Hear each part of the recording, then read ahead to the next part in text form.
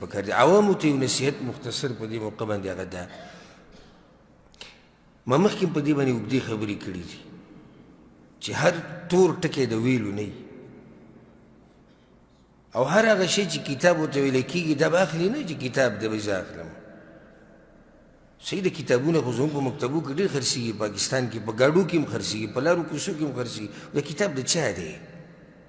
دا د بریلي دی دا د شیعه دی دا د صوفي دی دا د ماتوریدي دی دا د خارجي دی دا د تکفیري دی دا د مرجعي دی دا د چا دی دا کتاب اخر د کوم نظریې والا علم دی نه دغې ته موږ نه ګورو خو کتاب کور ته راوړو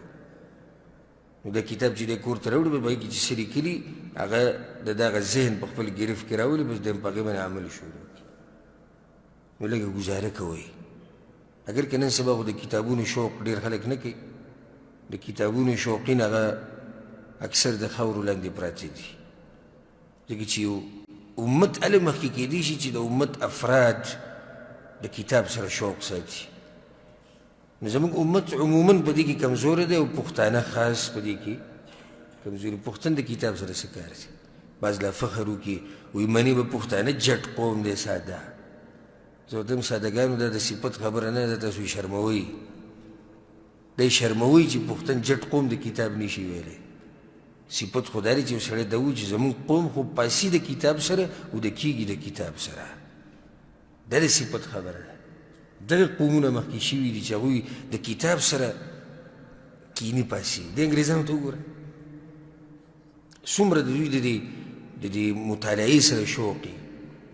که تاسو خیال کړی ده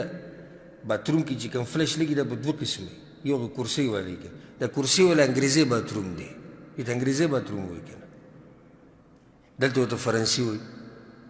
دا ولې هغوی داسې جوړ کړی تا چې دې کې سوچ کړی د دې لپاره جوړ کړی چې په دې ناسي او کتاب ګوري یا اخبار ګوري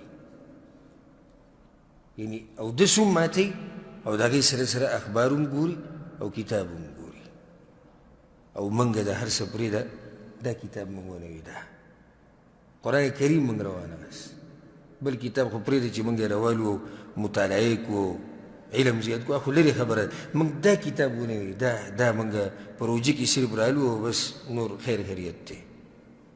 او که ما د یو کس نه تپوس شروع کړو نو ناشنا جاخۍ به راښکاره شي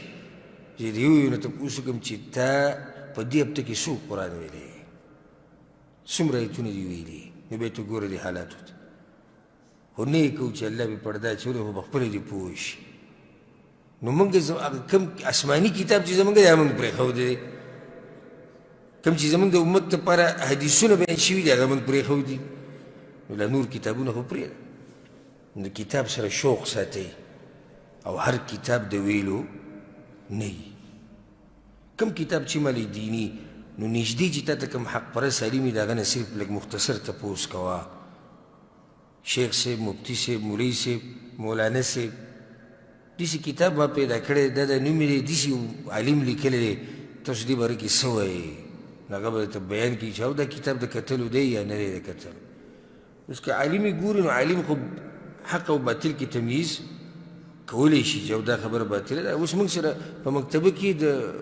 د دې ګمراه فرقو دنیا کتابونه پراته دي دنیا خو هغه موږ دې دپاره ساتلي دي چې ویې ګورو چې اخر دوی څه دلایل بیانوي په دې خپله مسله عامي خو دغه نشي کتلی ځکه که عامي وګوري په هغه باندې اثر کوي نه به ګډوډ شي نو دا یو نصیحت دی ټولو ته چې کتاب اخیستو کې څه کوئ احتیاط کوئ اگر که کتابونه والا کوم ځای کې پراته دي د خاورو لاندې پراته دي